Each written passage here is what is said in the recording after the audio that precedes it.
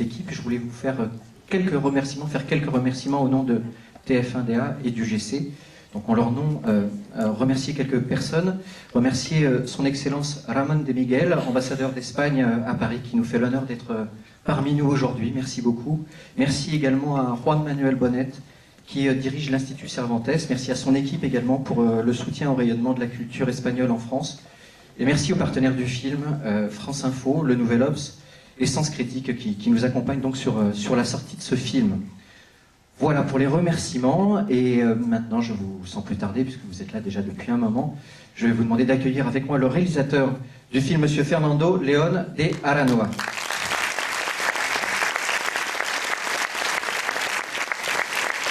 Merci d'accueillir également Mélanie Thierry.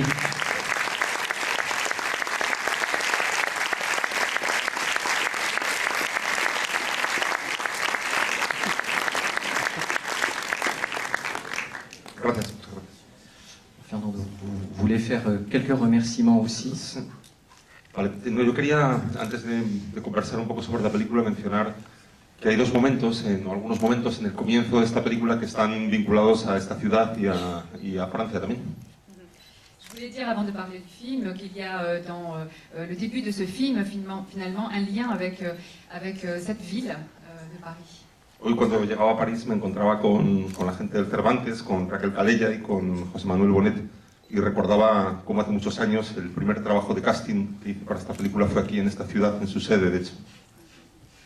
Aujourd'hui, donc, en arrivant à Paris, j'ai vu les gens de l'Institut Cervantes avec qui justement j'ai commencé à faire le casting ici pour ce film-là, parce qu'ils m'ont prêté leur bureau.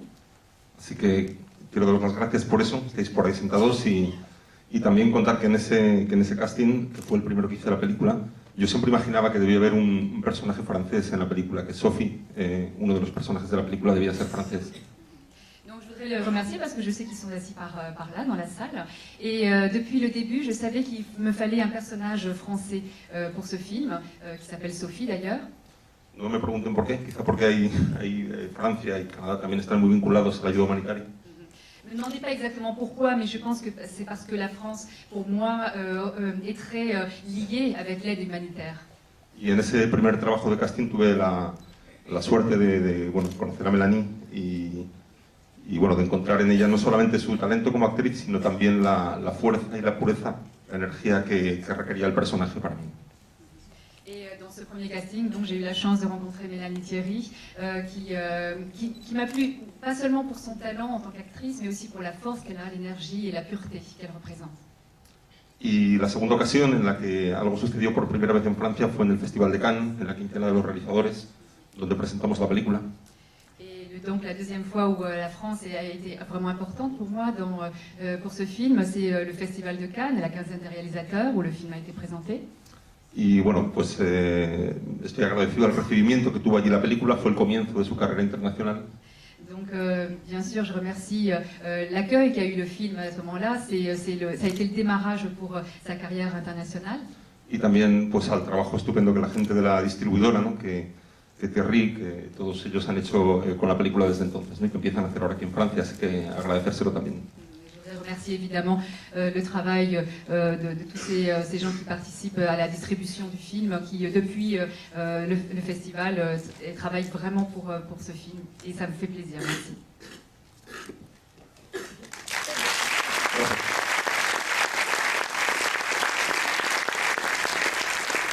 Alors sans rien dévoiler du film, bien entendu, que vous n'avez pas vu, juste quelques questions quand même à Fernando. Je voulais lui demander qu'est-ce qui l'a fait revenir à l'humanitaire, parce qu'il a réalisé un documentaire sur le monde de l'humanitaire, et il y revient maintenant, mais sur un ton extrêmement différent. Et donc je voulais savoir qu'est-ce qui l'avait motivé à revenir sur ce thème avec ce ton si particulier. Bueno, quizá el hecho de que tenga un tono diferente en la película proceda precisamente de ahí, ¿no? Del hecho de haber trabajado varias veces rodando documentales con trabajadores humanitarios en distintos lugares del mundo. Le ton différent justement qu'a ce film, je pense qu'il vient aussi de mon expérience justement avec ces groupes humanitaires que j'ai pu suivre lors de tournages de documentaires que j'ai fait. Y que tiene que ver pues con la observación directa de su trabajo, ¿no? Que no solamente tiene que ver con el dolor y con la empatía, sino también pues con muchas otras cosas, ¿no? Con una enorme energía, con un gran sentido del humor, con una manera de manejarse en situaciones difíciles muy admirable. Bien sûr, ça a à voir avec leur façon de travailler, avec ce qui leur arrive vraiment, ces situations difficiles, l'empathie. Il y a l'empathie, certes, et la douleur, mais il y a également une certaine distance, un certain humour qu'ils sont obligés d'avoir pour pouvoir continuer à travailler dans ces endroits-là. Y es un trabajo que había hecho varias veces, efectivamente. De hecho, la primera vez fue en el año 95 en Bosnia, en la guerra de Bosnia, en el mismo momento que describe la película. Et donc, ça m'est arrivé plusieurs fois de partir dans des lieux comme ça. Et la première fois, justement, c'était la guerre de Bosnie, un petit peu comme ici, justement. Y bueno, después de eso alguna otra vez. Siempre sentí que su rutina, que el día a día era muy interesante, ¿no? Para empezar, porque es cualquier cosa menos una rutina, ¿no? Et ce qui me semblait intéressant, c'était justement la routine qu'ils vivaient, parce que justement, ça n'a rien à voir avec une vie routinière, car chaque chose qu'ils vivent est quand même assez exceptionnelle. Junto a esa experiencia, pues leí en algún momento, haciendo uno de esos trabajos precisamente para Médicos Sin Fronteras en África, leí una novela, la novela de Paula Farias, Dejarse Llover. Et justement, à part ça, j'ai également lu le roman d'une docteure aussi qui travaille justement pour Médecins Sans Frontières, qui s'appelle Paola Farias. Et moi aussi, j'avais travaillé justement avec ces Médecins Sans Frontières en Afrique. En realidad escuché hablar de ella, ¿no? Me hablaron de ella los trabajadores humanitarios, de la novela no la leí ahí, lógicamente, pero...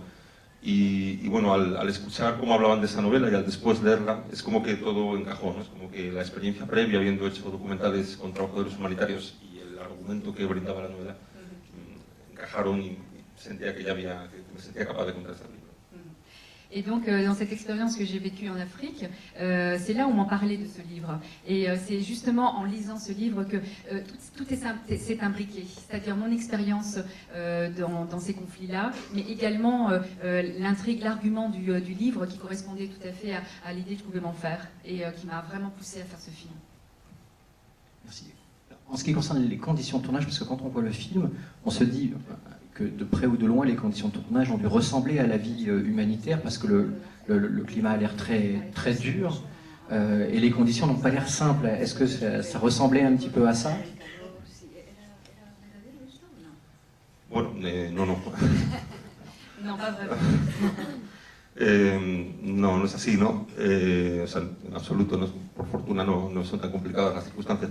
Non, heureusement, les circonstances n'étaient pas aussi compliquées quand même. Pero lo que sí es cierto es que era un rodaje, Melanie lo podrá contar también, fue un rodaje muy físico, porque rodábamos en zonas de montaña a las que era complicado acceder. Alors certes, c'était un tournage compliqué parce que très physique. On tournait dans des zones de montagne qui étaient difficiles d'accès.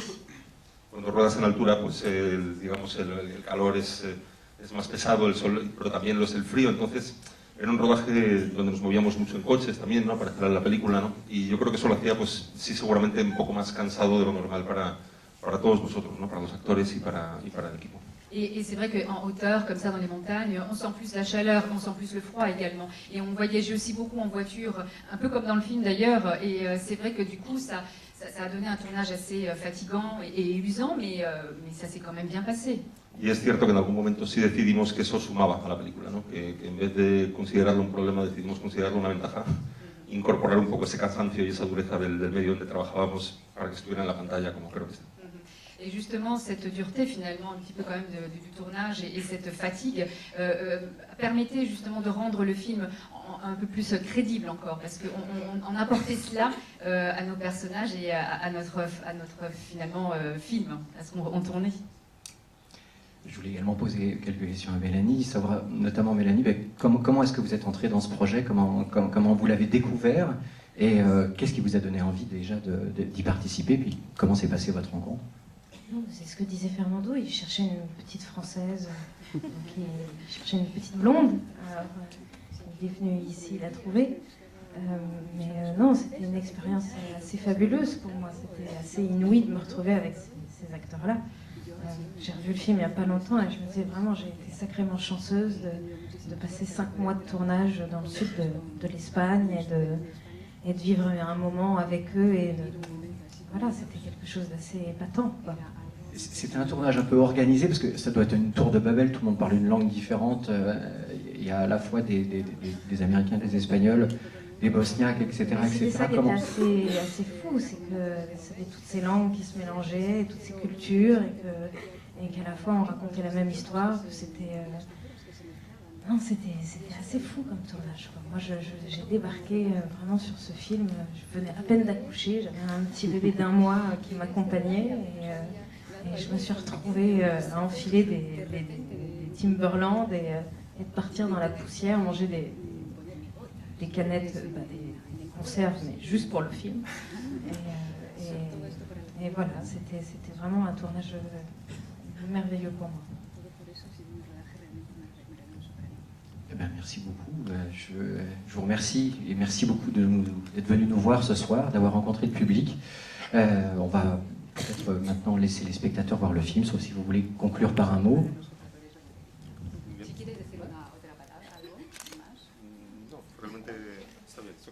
Ben, c'est parti alors, je vous souhaite une bonne projection à tous et merci à vous deux. Merci.